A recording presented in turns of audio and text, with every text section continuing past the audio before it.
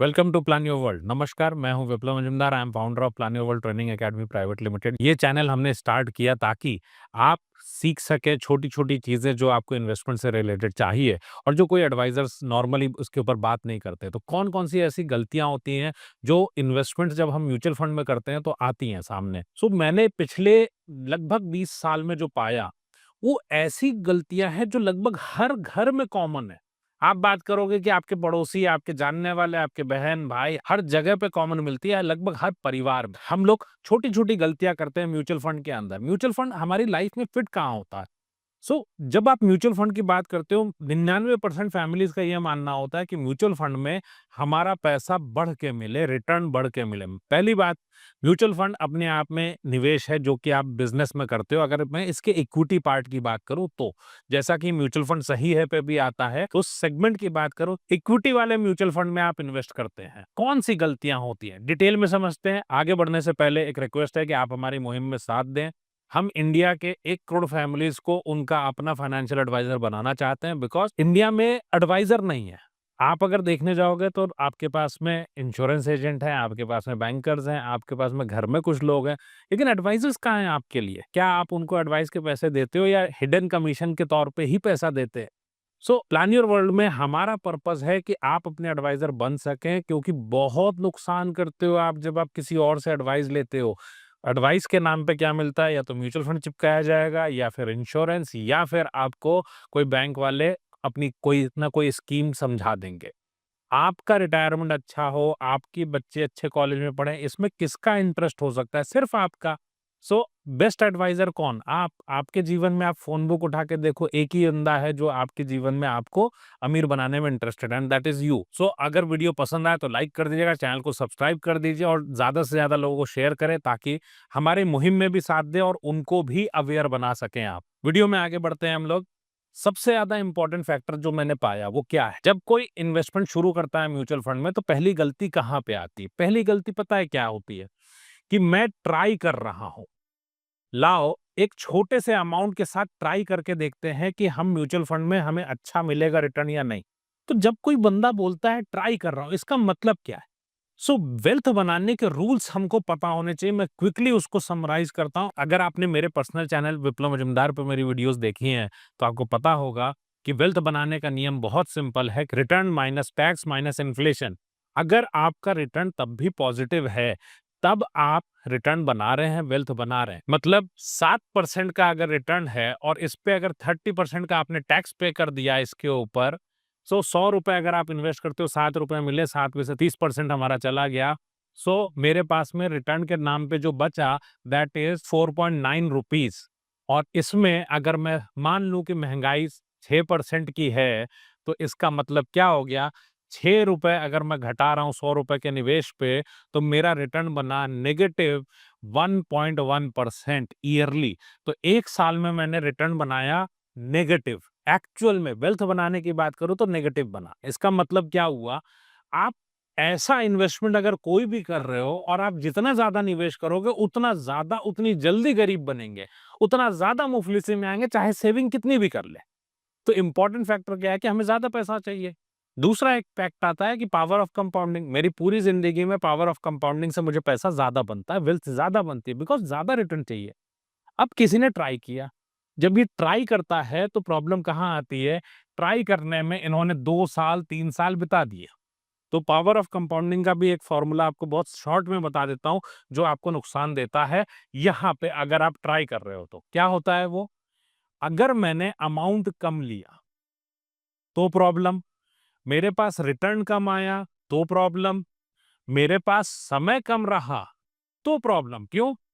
एक छोटा सा कैलकुलेशन बताता हूं। 10,000 रुपए का इन्वेस्टमेंट है एट द रेट ऑफ 15%, ये महीने का है, मंथली।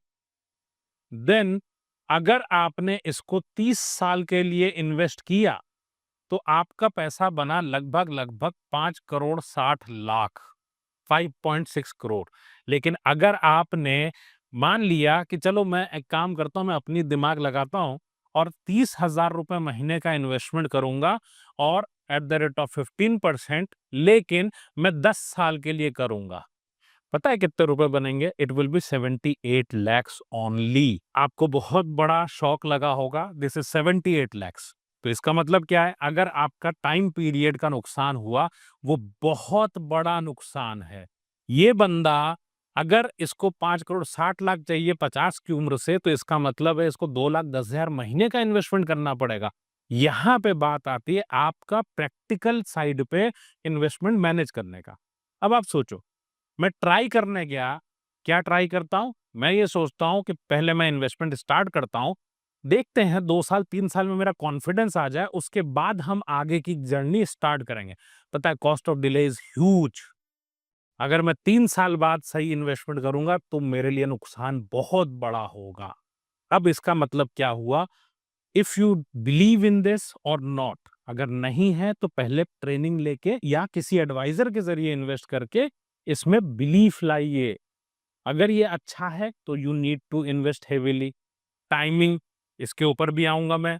क्या हर समय हम म्यूचुअल फंड ले सकते हैं? इसके ऊपर भी बात होगी। लेकिन मुद्दा क्या है, गलतियां हमारी होती क्या है? Trying mutual funds is very tough. आपको हैंड होल्डिंग की जरूरत पड़ती है, यू नीड एन एडवाइजर। अगर आप शुरुआत की है, आपने एसआईपी वगैरह से शुरू किया है, इट्स ओके। अगर आपने ट्राई करने के एंगल से इन्वेस्टमेंट स्टार्ट किया है, तो इमीडिएटली या तो एडवाइजर को लो या फिर पढ़ाई करो खुद, और बड़े अमाउंट की एसआईपी करो या बड़ा अमाउंट का इन्वेस्टमेंट करो लंबे समय के लिए।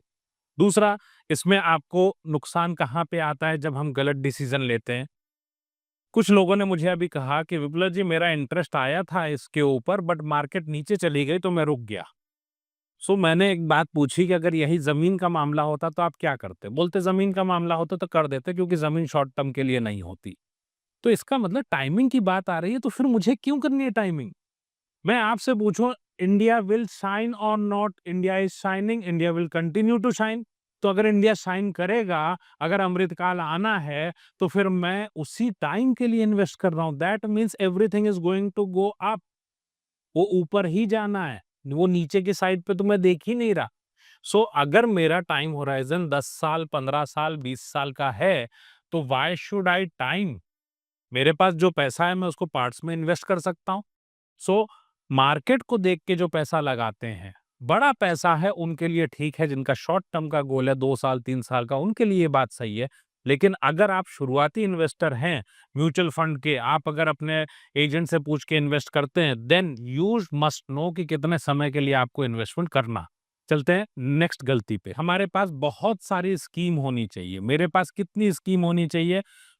लोग जनरली क्या बात करेंगे, मेरे पास विप्लव जी मैंने 15,000 रुपए इन्वेस्ट किया और 15 एसआईपीज करी हैं, एक एक हजार के। Boss, this is over diversification. एक कंपनी, एक स्कीम पैसा लगा रही है 60 से 70 अलग अलग तरह के स्टॉक्स पे, और मैंने अगर 15 स्कीम्स में पैसा लगाया है, does it really make sense? मेरा दूसरा सवाल है, क्या आपकी अंडरस्टैंडिंग है कि वो 15 स्कीम्स करती क्या है? क्या आपके एजेंट की वो अंडरस्टैंडिंग है कि वो 15 स्कीम्स क्या करती है? नहीं, they are not trained for this. हम बताते हैं हम कैसे करते हैं। अगर मुझे 15,000 की एसआईपी करनी होगी, तो मैं 5,000 की 3 एसआईपी करूंगा, ना कि एक एक हजार की 15। क्यों? मैं एक फैमिली मेंबर के नाम से इन्वेस्ट कर रहा हूं, तो वो एक ही बार आएगी। दूसरा, ओवर द पीरियड जो मेरी एसआईपी होगी, क्या मुझे 20 साल की रखनी है? नहीं। 20 साल की एसआईपी का क्या मतलब है? आपके एजेंट ने पहले ही तय कर लिया है कि आपकी जो एसआईपी का फंड मैनेजर है, म्यूचुअल फंड का फंड मैनेजर, वो सबसे बढ़िया इंसान है इस दुनिया का, उसका फंड सबसे बढ़िया है। क्यों 20 साल की एसआईपी क्यों भाई? क्या हमें पता है कि वही फंड चलता रहेगा? इसका मतलब कुछ गलती है।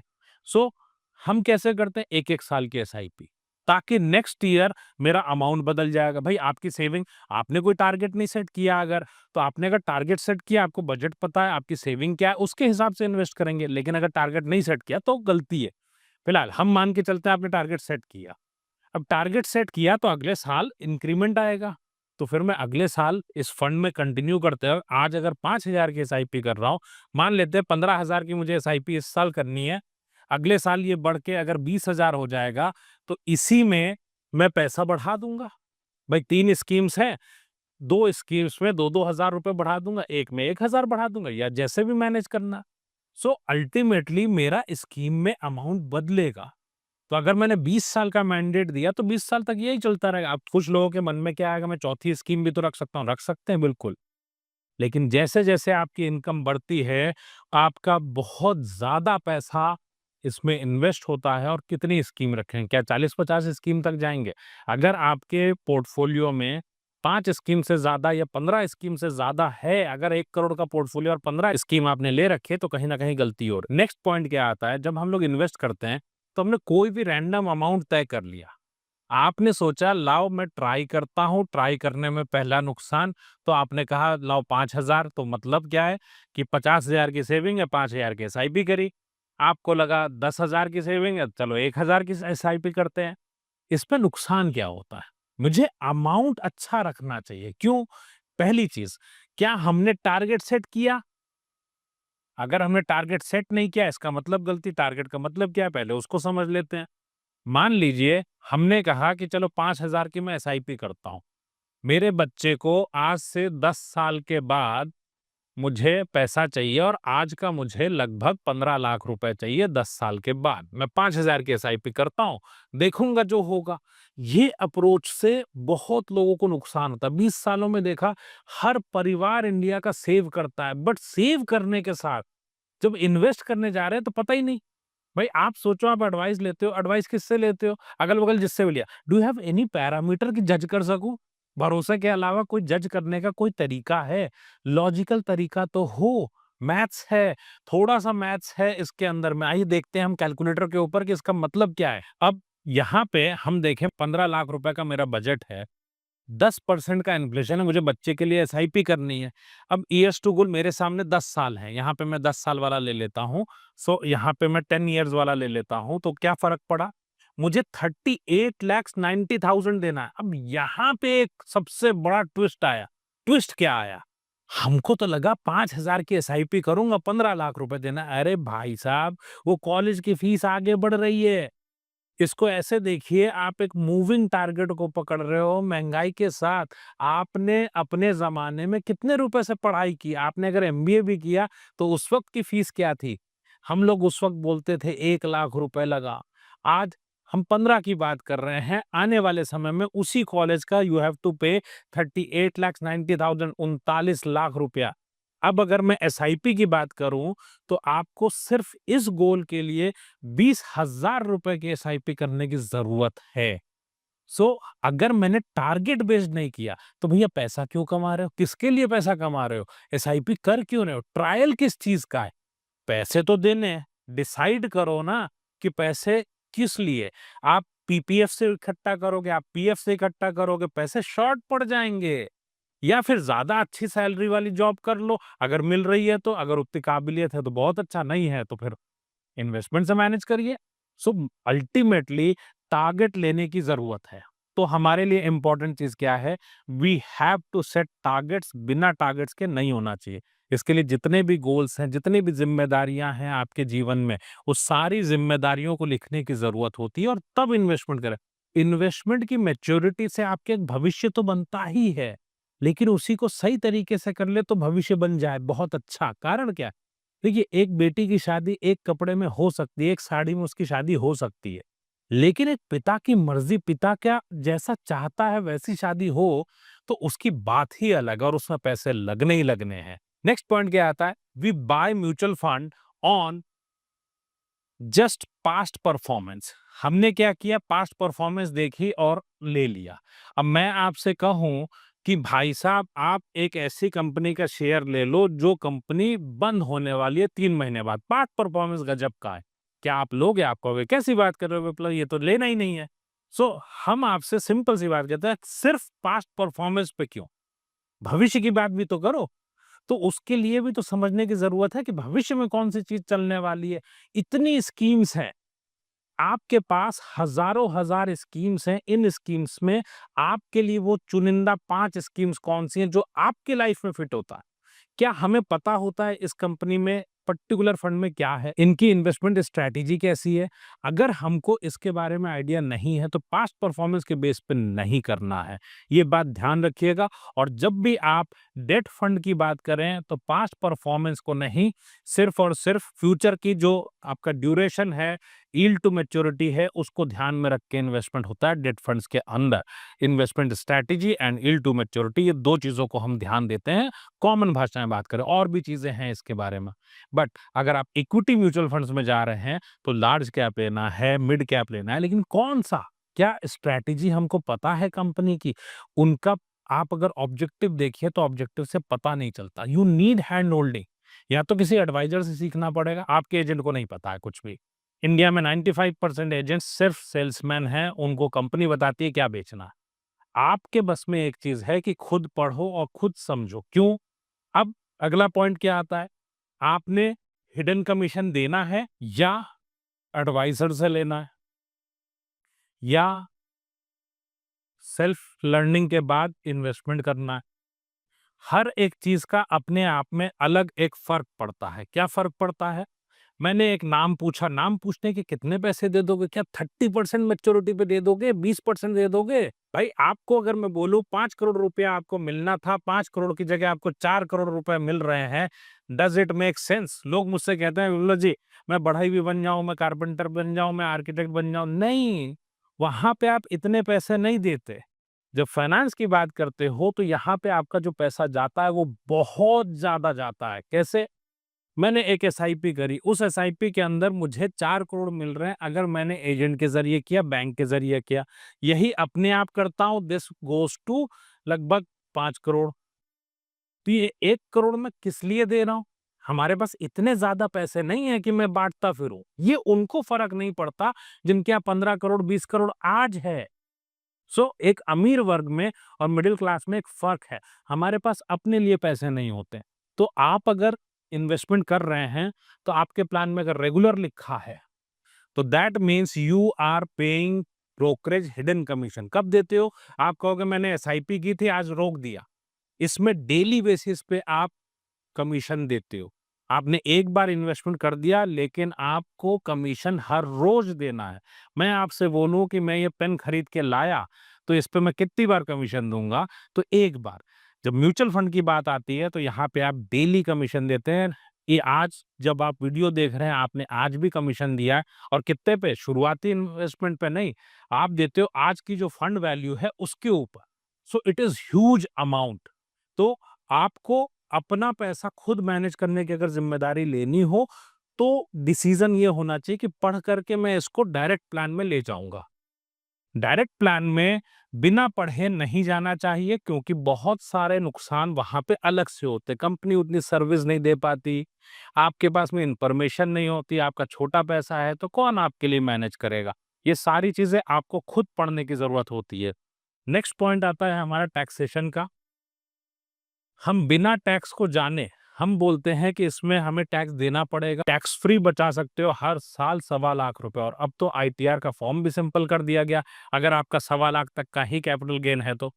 अगर आप पैसे को टैक्स फ्री बनाते चलो म्यूचुअल फंड के अंदर तो आपकी वेल्थ ज्यादा बनेगी। ये बात बिल्कुल सिंपल है, बट इसके लिए भी आप ही बीड़ा उठा सकते हो। क्या कोई एडवाइजर इसमें इंटरेस्टेड है कि आपका म्यूचुअल फंड टैक्स फ्री हो? बताते ही नहीं। सालों साल निकल गए, गवर्नमेंट ने टैक्स भी बढ़ा दिया, उन्होंने पीछे का हिसाब ही नहीं दिया एजेंट ने या एडवाइजर ने या बैंकर ने, कि भाई आप जब पैसा बचा सकते थे तो क्यों नहीं बचाया? ये कुछ एक गलतियां बहुत भारी पड़ती हैं हमारे ऊपर। आप खुद सोचो, आप जब एडवाइस लेते हो किसी भी तरीके की तो वो एडवाइस किससे ले रहे हो? You need to change your advisor. खुद पढ़ो और अपने एडवाइजर खुद बनो। अगर किसी से भी पूछ के इन्वेस्टमेंट किया है तो अपने इन्वेस्टमेंट्स को चेक कर लो एक बार। नेक्स्ट फैक्टर, जब अपने आप इन्वेस्टमेंट करते हो क्या गलती होती है एक बड़ी? फ्रीक्वेंटली आप एसआईपी को स्टॉप करते हो, एसआईपी को आप चला देते हो। आपको लगा मार्केट ऊपर की है, बंद कर दो। मार्केट नीचे जा रही है, बंद कर दो। अरे भैया एसआईपी है, चलने दो उसको गोल के हिसाब से। फ्रीक्वेंट जो चेंज करते हैं, फ्रीक्वेंट जो रोकते हैं एसआईपी को, बहुत बड़ी गलती होती है। और आप अगर देखोगे डायरेक्ट प्लान में जिन्होंने इन्वेस्ट किया वो सबसे ज्यादा नुकसान बनाए। क्यों बनाए? भाई पहली चीज, उनका एजेंट भी कुछ नहीं जानता, एडवाइजर भी उनके पास नहीं है अच्छा। अब मुद्दा क्या है कि उन्होंने एसआईपी को रोक दिया, उन्होंने गलत टाइम पे इन्वेस्टमेंट कर दिया। तो खुद सीख के मनी मैनेजमेंट करने की जरूरत है। और अगर आपको लगता हो कि आप मुझसे सीख सकते हो, क्योंकि हमने प्लान योर वर्ल्ड में एक्सपर्ट्स के माध्यम से हमने पूरा एक प्रोग्राम बनाया, दैट इज मनी आईक्यू।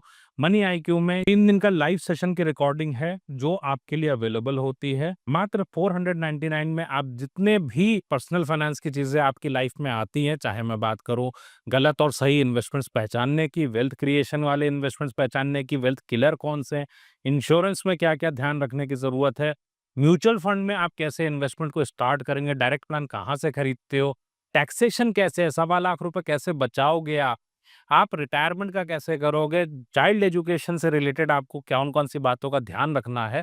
सो आप अगर अपने इन्वेस्टमेंट्स की शुरुआत कर रहे हैं, रिटायरमेंट प्लानिंग को कैसे ध्यान में रखना है, बिकॉज रिटायरमेंट प्लानिंग पे लेट हो सकते हो because of power of compounding. और आपको अगर बताया गया है कि पेंशन प्लान ले लो और रिटायरमेंट हो जाएगा तो गलत है। अगर बोला गया एसडब्ल्यूपी ले लो रिटायरमेंट हो जाएगा तो वो भी गलत है, क्योंकि retirement is to be planned. There is no plan in India which can give you sufficient pension for ever. So आपको खुद पढ़ने की जरूरत है, क्योंकि आपका एडवाइजर आप ही हो सकते हो। और मनी आईक्यू को ऐसे बनाया गया है कि आपको एक भी फॉर्मूला रटने की जरूरत नहीं है। आपको अलग अलग टूल्स मिलते हैं ताकि जो भी आप सीखते हो बिना फॉर्मूले के उन कैलकुलेटर से, टूल्स से आप उसको यूज कर पाओ। साथ में आरएम्स आपको हर दिन के सेशन के अकॉर्डिंग वो आपको असिस्ट करते हैं। और अगर आपको लगता है आपका पोर्टफोलियो काफी बड़ा है, आपको 10 लाख से ऊपर का अगर आपका पोर्टफोलियो है और आपको लगता है डिटेल में पढ़ाई करनी, तो वहां से भी रास्ता मिल जाता है। हमारे यहाँ पे डिफरेंट डिफरेंट कोर्सेज चलते हैं। मनी आईक्यू के ऊपर एडवांस कोर्सेज भी होते हैं। Money IQ is available at just 499। जितने भी लोगों ने मनी आईक्यू किया आज तक, वो कहते हैं 21 की उम्र में इसको पढ़ा देना चाहिए, जब पैसा कमाना सीखा उसी वक्त। क्योंकि जो ओपिनियन आपने बनाई है ना, पैसा सही गलत, वो सब सुनी सुनाई बातों पे लॉजिकली खुद टेस्ट करो अपने हर एक इन्वेस्टमेंट को। मनी आईक्यू रिकॉर्डेड क्लास के साथ में आपको क्या मिलता है, लाइव सेशन का इनवाइट भी, जिसमें क्लैरिफिकेशन सेशन मैं आपके साथ करूंगा थर्सडे को। जब आप मनी आईक्यू रिकॉर्डेड वर्जन पढ़ लेंगे तब हम आपके साथ में क्लैरिफिकेशन सेशन करेंगे। सो अपने हर एक इन्वेस्टमेंट को चेक करो, इमीडिएटली मनी आईक्यू से सीखो। Link of money IQ is in the description, या फिर planyourworld.com से सीखो। Start learning now.